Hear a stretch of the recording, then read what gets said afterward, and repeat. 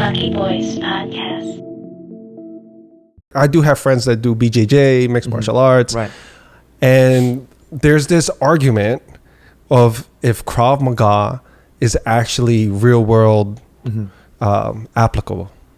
Yeah, so Krav Maga has a bad name in certain areas because a lot of supposedly expert Krav Maga practitioners are just not in shape, overweight. They don't know how to actually throw considered real punches.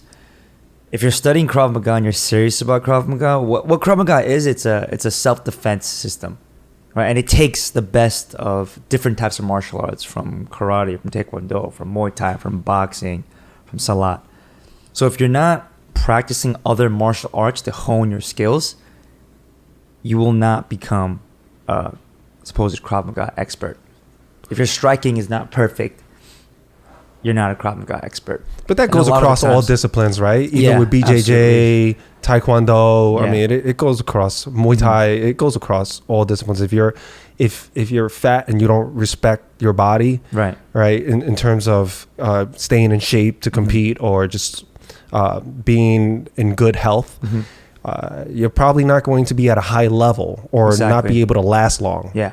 Right. And if you tell people that, hey, I do this, or I'm a special master in this, and people watch you fight and they're like, all right, that's a bunch of bullshit. Yeah.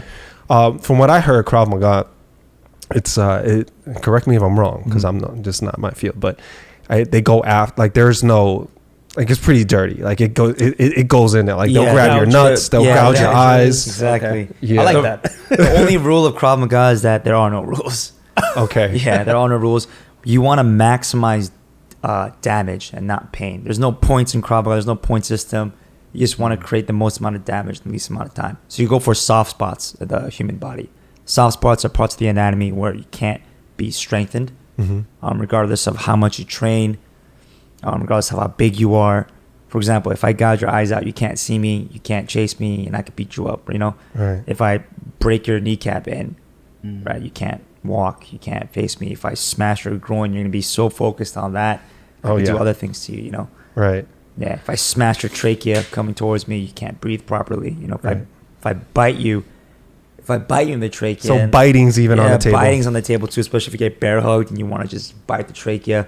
All the air vessels and blood vessels are mixed together. Once you get them all, boom, together, it's pretty lethal. Now, this is what the Israeli military trains in. Yeah, absolutely. And a lot of other Krav Maga has been adapted by military systems from all over the world as well. So if you're a soldier from that country, you have a Krav Maga back as a base foundation. Yeah, because there's a lot of weapons involved as well in Krav Maga, weapon disarming, weapons offense as well. Now, what kind of weapons does Krav Maga entail? Knife work, knife defense, knife offense.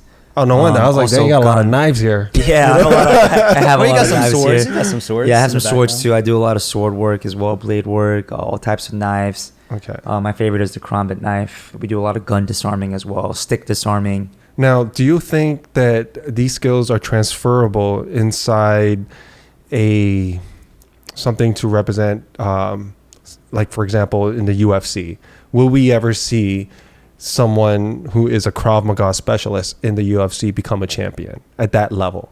At that level, it'll probably be very hard to see because UFC is it's a lot of it's point based. It's point based. Also, obviously KO based as well. You can either win the fights on points or win the fights via KO. I mean, you can see a lot of Krav Maga tactics as well in UFC. For example, Conor McGregor loves that shoulder bump technique, right? Off the clinch. Yeah. We use that a lot in Krav Maga as well when we get in the close range, just shoulder bump. He did that with the Cowboy where he busted his face. Yeah. Exactly, doing that as well. I see a lot more knee stomps and calf kicks in the UFC now too, which is also a Krav Maga technique. Oh, is it? Yeah. Because that's huge right now, the calf kicks. Yeah, the calf kicks are huge. Also the knee stomps, just to stop the guy from going forwards.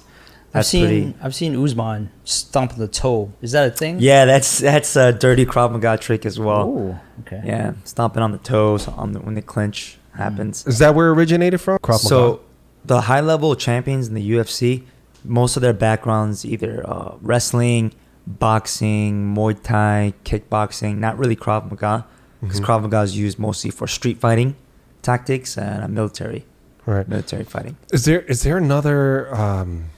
I guess another reason why people don't think Krav Maga would be useful in the real world?